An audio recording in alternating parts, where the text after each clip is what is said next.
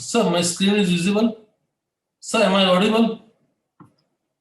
Your screen is visible and you are clearly audible. Go ahead. Very, Yes, very sir. clear. Thank you. Thank you, sir. Traditionally, external fixator used as a temporary measure as a sequential procedure where fracture is initially spanned with external fixator till soft tissue heals, and once soft tissue coverage is done, then it is shifted to internal fixation. So most of general orthopedic surgeon has tendency to keep fixator for a short period. In contrast to that, Elizara is used as the first and final fixator. And whenever frame is kept for more than 15 months, it is very cumbersome for patient, and there are some issues. Wires loses its elasticity and deform plastically. There are pin track issue, loss of wages, follow-up visits cost not only of treatment but travel cost, and vicious cycle of pin tract infection, pain, reduced weight bearing, and disease osteoporosis. All problem occurs. So, in patient where frame is kept for longer period, the cumulative effect of financial issue, morbidity, and disturbed psychology at times leads to premature frame removal, refracture, persistence of non-union, amputation, and some patients are lost in follow-up, goes to some other orthopedic surgeon for further treatment, and very rarely one sees a case with suicidal tendency. When Dr. Jawar Pele come to Assamicon 2020 in Delhi this February, he had said one thing, that principle of Elizara will remain forever, but his apparatus may not. And since last 2 decades, they are doing all lengthening, all cosmetic lengthening with help of internal fixation, side del. Cost is prohibitively high, and it's very difficult to offer this in our population. Even they are treating all deformity with internal fixation or fixator assisted internal fixation. Very complex and severe deformity, they do acute shortening and followed by gradual landing with internal fixation. So his statement may not may be true for cosmetic lengthening and deformity correction, but may not stand true in developing countries and for open fracture management. And every effort should be made by Elizabeth surgeon to reduce time in frame as and when possible without compromising ultimate outcome. My talk is, I have divided in 3 parts. One is mastering the art of transport. Second is ways to reduce the regenerate formation and maturation, which I have learned from Google. And third one is the hybrid fixation. I will begin with first part, that is how to follow basic principles, avoid mistakes, and mastering the art of transport. First and most important part of Elizara treatment is stable sparing osteosynthesis. Patients should be pain-free, off analgesic, off antibiotic. So for adequate stability is essential for excellent functional outcome. If you see here in 4 images, in image A, the wires are spanned at 90 degree, while in image 2, they are at parallel. And third and fourth image, they are at 30-degree angulation in frontal and sagittal plane. So most out of these 4 configurations, the configuration A with 1980 degree spanning has most stability. So spanning is very important. And if you wish to increase the stability of frame, you can increase the number of wire from 2 to 3. If you wish to insert more than 3 wires in a ring, you can insert a drop wire or half pin if you are comfortable with it, or use counter acting drop wire. And if at all you feel that stability is not adequate, you can put additional ring. As you can see here, if wires are spanned 30 degree versus 90 degree, then stresses are distributed evenly when the wires are spanned 90 degree. Adequate tension is very important. When there is wires are not adequately tensioned, the regenerate quality will not be that good. And for optimal tensing, wires should not be tensioned more than 50% of their tensile strength.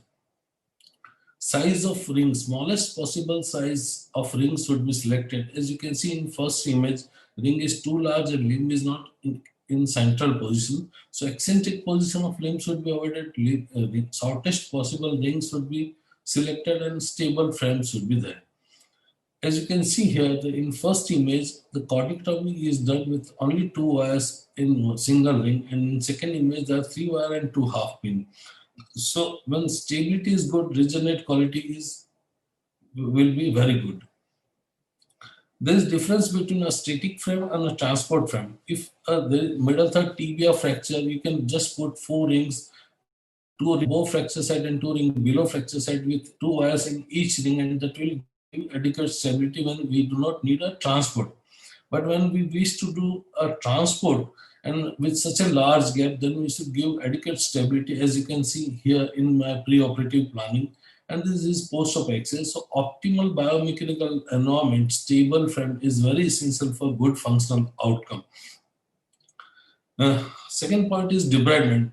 At times, for fear of making treatment period longer, we tend to avoid removal of loose pieces and do shortening. In this case, treated at elsewhere, surgeon chose to shorten the limb, kept loose pieces and did not do corticotomy and acutely compressed. He accepted shortening. At the end of 16 months, patient had persistent non-union shortening and stiff knee. And even at this stage, if frame is removed, he will require protection and brace. There are chances of refracture and reactivation of infection.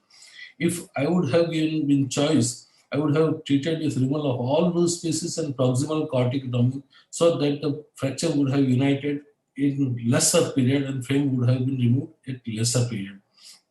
Another case was in frame for 4 months without removing dead necrotic bone. One cannot expect miracle from just applying frame. What I did was remove loose piece, did a transport, and eventually fracture united. So waiting for dead piece to revascularize is not a practical thing. Another case, this is my own case. Initially, I thought that all loose pieces means all these comminuted pieces are having soft tissue attachment and good. So instead of removing that, I kept it. But at 4 weeks, there was gross infection. Chose to remove those things, those loose pieces, and did distal to proximal transport and eventually fracture united. If I would have waited for this fracture to unite, it would have taken quite long period as compared to this modality. Another thing is reduction. This patient presented 18-month post-injury. He was in frame for 9 months. The reduction was not there, and frame were too near. Patient had equinus and persistent non-union.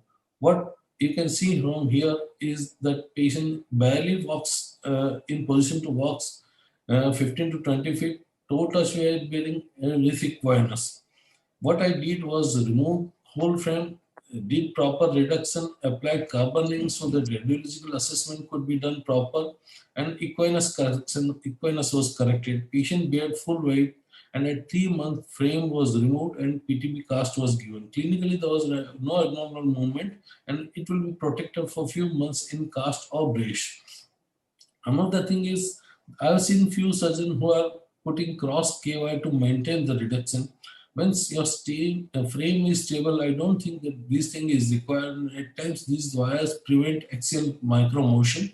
So I would not prefer to insert such cross KY to maintain reduction in frame. Angulation produces shear stresses and leads to delayed union and refracture. Whenever possible, one should avoid angulation to prevent refracture and delayed union. This patient was in frame for 13 months. He had 7 centimeter bone transported, but there was persistent non-union at docking side. Frame was reapplied, angulation was corrected, and ultimately it united in 8 months. How to prevent angulation?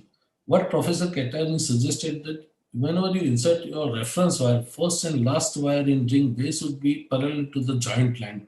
If these two wires are parallel to joint line, in all your rods are equidistant, then you will not have any angulation. Residual translation can be corrected with olive, half pin, or whatever method you choose. In situ fixation. This patient was treated at tertiary care center by eminent surgeon at corporate hospital. He was having segmental tibia fracture with bone loss, with ipsilateral femur fracture, and laser applied without any of basic principle. You can see all proximal wires are intrasynovial, and gap was instead of filled by transport, it was filled by non-vascularized fibula. And at the end of 1 year, He had persistent non-union, not walked since injury, gap was there, and such patients are very difficult for secondary salvage and reapplication of frame because they have suffered a lot in frame. It's very difficult to convince them for reapplication of frame. Regarding corticotomy timing, when you are having such case where there is deformity and you wish to do corticotomy, you can do acute means on day one at the time of frame application. Even in such case where external fixator applied and pin tracks are good, you can do on day one. But in such case where there is large soft tissue and even the place where you wish to do corticotomy is having intact skin, I would advise to do at later stage because once corticotomy site gets infected, you don't have any choice except amputation. And otherwise, you may have to transport fibula as Dr. Verma suggested. In such case, where chronic osteomyelitis is there post-nailing and whole length of tibia is affected, it is unwise to do corticotomy on day one. And if we have done corticotomy on day one and that gets infected, then it would be a disaster outcome. Regarding corticotomy technique, if we consider three techniques, a freehand technique with osteotomy, multiple drill hole, and Gigli saw, I would advise that we should do freehand technique whenever possible. In diaphyseal region, one may opt for multiple drill hole technique. Gigli saw I generally avoid. We'll just go briefly through nomenclature regarding corticotomy that will be helpful to understand how to reduce time in frame. This is bifocal simultaneous osteosynthesis. This is where we do corticotomy proximally and do dissection 1 mm per day proximally, and at fracture site we do compression. So each day 1 mm gap is increased at corticotomy site and 1 mm is compressed at fracture site. Another variant is we acutely compress when gap is less than 4-5 centimeter. One can compress acutely at fracture site and dissect gradually at corticotomy site. Another thing is trifocal osteosynthesis, where converging trifocal where transported fragment are converging towards each other in order to achieve docking, while tandem trifocal where transported fragments are runs in tandem to reach other end to achieve docking. This case was treated by one of my friend. This patient had applied external fixator, 16 centimeter bone gap. He treated with Elizaro, proximal tibial corticotomy, nice regenerate, and eventually fracture united at 18 months frame was removed. So for 16 centimeter gap, frame was kept for 18 months. Means I have nothing against this technique. It is excellent, and this means result and outcome is excellent. But we can reduce frame in time with another method. That is, this is my case where patient was having 20 centimeter bone gap, and as gap was large, to reduce time in frame, I chose to do double corticotomy, tandem trifocal osteosynthesis, and eventually frame was removed at 11.5 months. So significant time was spared in frame as compared to single corticotomy. Another thing is the patient who travels from abroad. This patient came from Cameroon for limb salvage. Such patient needs to stay in India till docking is done. Post docking, I discharge them and send them back to their country. If we do single corticotomy, it takes longer period. I do double corticotomy in this patient, and at the end of 4 months, I was able to send her back to her country. If I would have done single corticotomy, then she would have stayed for 6 months. Another case, same way, 15 centimeter gap in tibia. She came from Kenya for limb salvage. I did double corticotomy and was in position to send her back for after 4 months of stay in India. If I would have done single corticotomy, then her stay would have increased by 2 months. Not only stay, but associated expenditure rate are increased significantly when patient and their relatives stay here for extended period. Sometimes one has to do accelerated compression in order to bring bone ends together and do gradual landing. This patient is having subtrochanteric fracture, infected non-nail, and as you can see, post-nail removal and post-debridement, there is around 5 centimeter of bone gap. What I did was acutely compress it and did delayed corticotomy at 3 weeks. So if I would have done gradual transport, then patient would have stage of docking at 80 days, 20 days of delay corticotomy, 7 to 10 days of latency, and 50 days for transport. So I always say that docking is day one of fracture union process start. So in this patient, union process started 80 days earlier as compared to gradual transport and simultaneous dissection and compression. Another case treated by one of my junior, he had done around 12 centimeter transport, frame was in 14 months, but as bone ends were not refreshed and not adequately compressed, there was docking side non-union and eventually patient end up in amputation. In contrast, you can see in this patient, bone ends are adequately refreshing after long transport and in good alignment. Whenever you are having malalignment, you should always correct at the time of docking, so that will reduce the time in healing. Fibula osteotomy, when we do transport and fibula is intact, at the time of docking, you should do fibula osteotomy in order to adequately compress the fracture. Bone graft in younger patient and fresh fracture, one may not do bone graft at docking site, but when patient has undergone multiple surgeries, elderly patient, and you are doing docking, there is no harm in putting bone graft in order to avoid another surgery, possible another surgery in future. This patient was chronic smoker, alcoholic, and he had problem with regenerate consolidation. I put bone graft at 6 months and eventually fracture united. At times one thing that regenerate will consolidate, and we go on waiting, and that increases the time in frame. At times, one has to accept shortening. This patient presented 16-month post-injury, already spent a lot of time before coming to me. He had 6 centimeters shortening.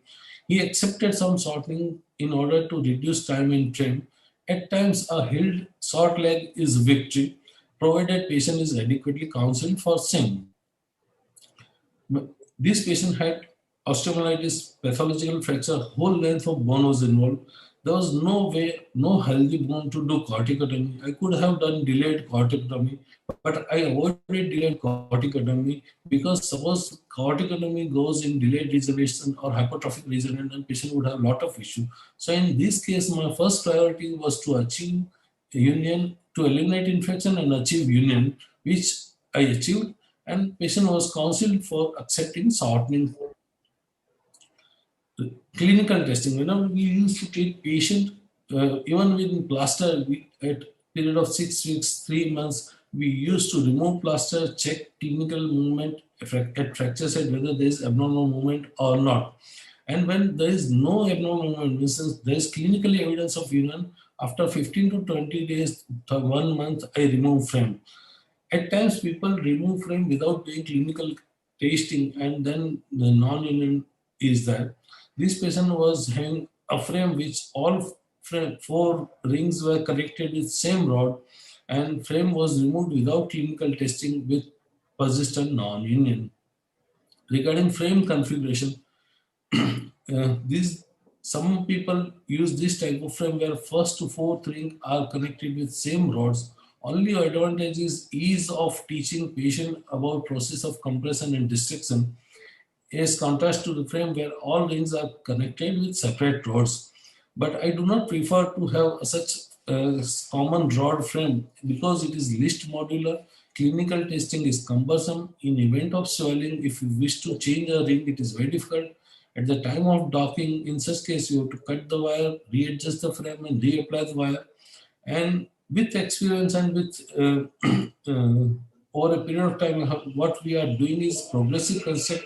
So depending on the post debridement gap, we construct frame intraoperatively only. And in such frame, even dynamism is also difficult. Now I will proceed to second part of my talk, is how to reduce the period of regenerate formation and maturation. Many of these slides in this part is from Kurgan.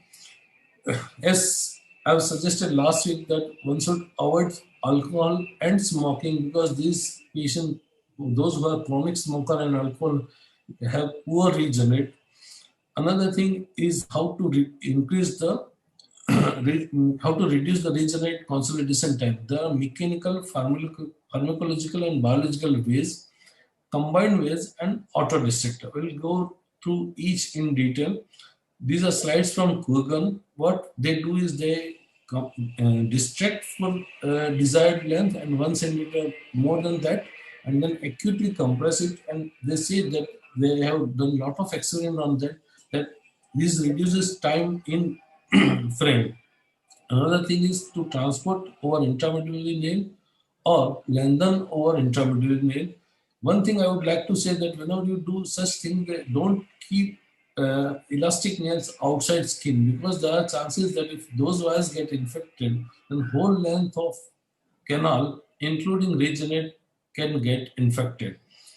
Another thing is bundle of K wires in restriction or regenerate. I have never practiced this thing, but I've seen these in Kurgan and they are doing quite often. Another thing is crossed olive wires in regenerate when there is hypertrophic regenerate, that stimulates, that irritates regenerate, that increases the vascularity and that increases the regenerate consolidation. All these things I've seen in Kurgan that suggest two things, that they are also very keen to reduce time in frame, one thing, and second thing, they also has a lot of complication, because unless such things occur, they won't find this many ways to deal with it. Regarding pharmacological stimulation, these they were giving Pactibone. I am not aware what is its content and it's not available outside Google, outside Russia. Regarding teriparatide, it can be used in selected cases to stimulate regenerate form muscle consolidation. Biological ways is to, there are three different things which I've been there.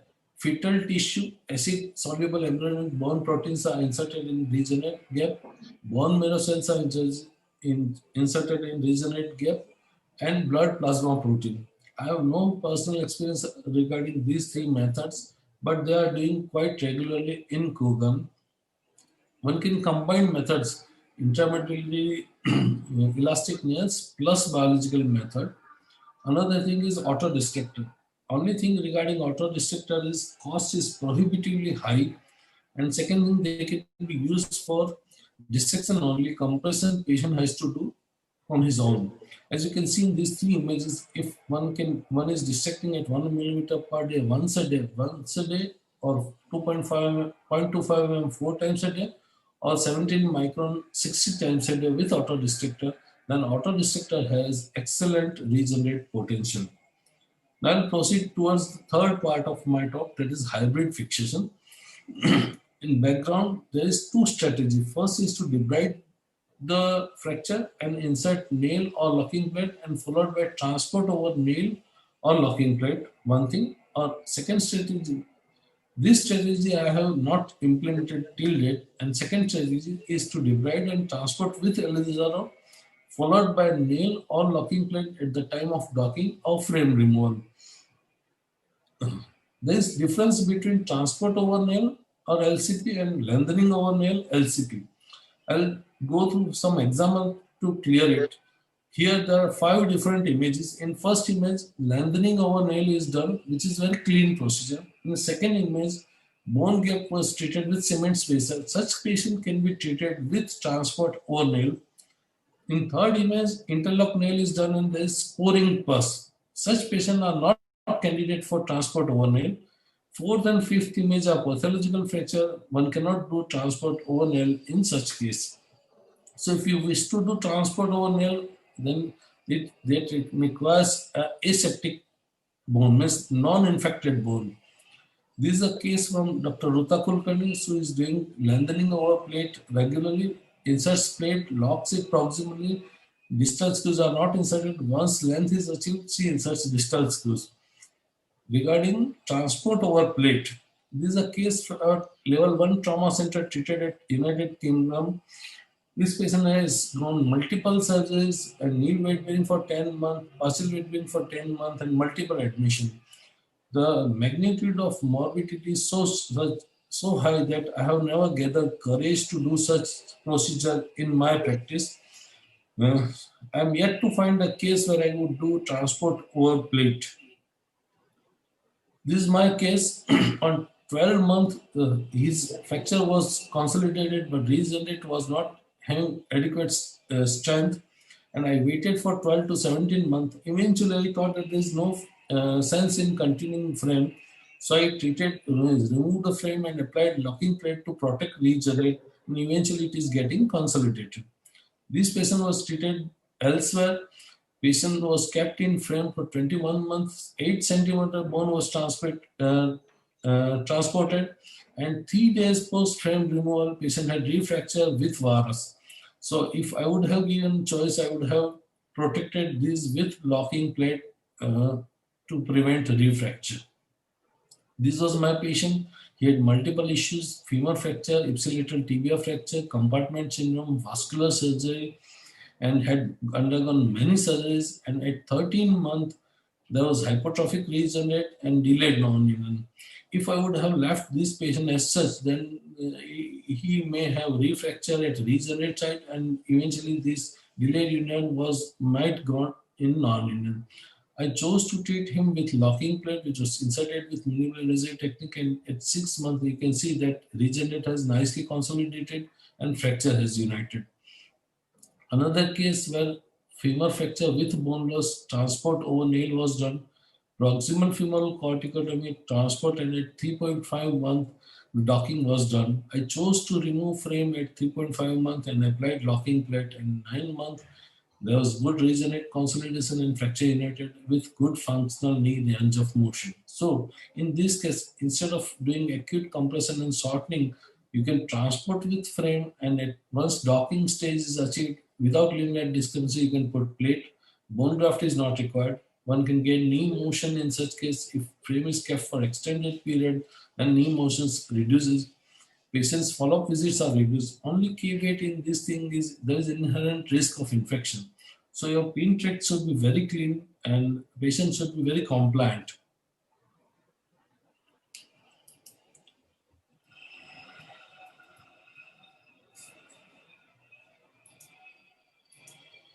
Another case, floating knee, low socioeconomic class. Patient was treated with Elizarol. At later date, 6 weeks, he was having fracture neck femur, which was treated with CC screws. For that too, he took 3 weeks. At 4 months, I chose to remove frame and applied locking plate. Eventually, at 1 year, he had reasonable range of knee motion and neck femur, degenerate, neck femur united, regenerate, consolidated fracture, distal femur, and tibia all united. Severe combination 33C3 in grade 3B fracture, delayed presentation. I was not courageous enough to do internal fixes on day one. I do a lateral parapetal approach, anatomical reduction of articular fragment, and applied frame. Frame was kept across knee. At 10 weeks, removed frame and applied locking plate. At 7 months, union in progress. At 1 year, good range of knee motion and fracture nicely united. This patient had 15-year-old hypertrophic malunion of upper end tibia and sustained lower third tibia fracture. His age is 62 years and he had no son. His daughter and son-in-law were taking care of him. I chose him to treat with Elizarod, corrected deformity, and eventually at 10 weeks the deformity was corrected. After 10 weeks, patient came at follow-up at 5 months. His son-in-law insisted that anyhow you remove frame and apply plaster. So instead of applying plaster, I chose him to apply interlock nail. Another case, non-compliant patient, smoker and alcohol. At 9 months, docking site non-linear regenerate was not in proper consolidation. I was compelled to do internal fixation and eventually healing is in progress. At times, you can use frame as a reduction tool. This patient was having low hemoglobin, 8 centimeter overriding, and day one he refused surgery because he was high risk for anesthesia. What I did was applied frame without opening fracture site, distracted gradually, as you can see from third day, fifth day, and seventh day images. Once length achieved, I did minimal invasive plating on 8th day, and at 3 months you can see that nice union is there. This patient, he was son of doctor and by profession engineer. At 7 months, I advised him for fibular osteotomy and keeping frame for few months. He refused, so I was compelled to do remove frame and do interlock nailing, and eventually it united. Another case presented fifth day with discharge, severe combination, and adolescent patient applied frame at 2.5 month. Fracture was thick. I chose to remove it at 3 months and applied locking plate. And at 6 months, it united nicely.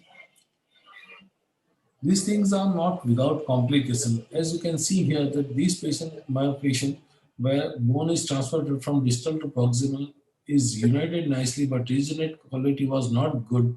So I applied a locking plate. The longest available locking plate at that time was used. And post locking plate application, he had again fall and eventually he had a refracture. And I was compelled to apply Elizaro again, and eventually it united. So take home message is stability. Stable sparing osteosynthesis is utmost important for timely union. Whenever there is instability, then frame will take longer period in union. Counseling for regular follow-up is very important. Even though if you have done surgery very nice, but patient doesn't come in follow-up, then it is very difficult to get good result. And intervene problems and obstacle promptly. If patient is having a pin tract infection or wire is loose or pin is loose, and if we wait for few months, then patient will not walk during those period, and eventually results will not be optimal.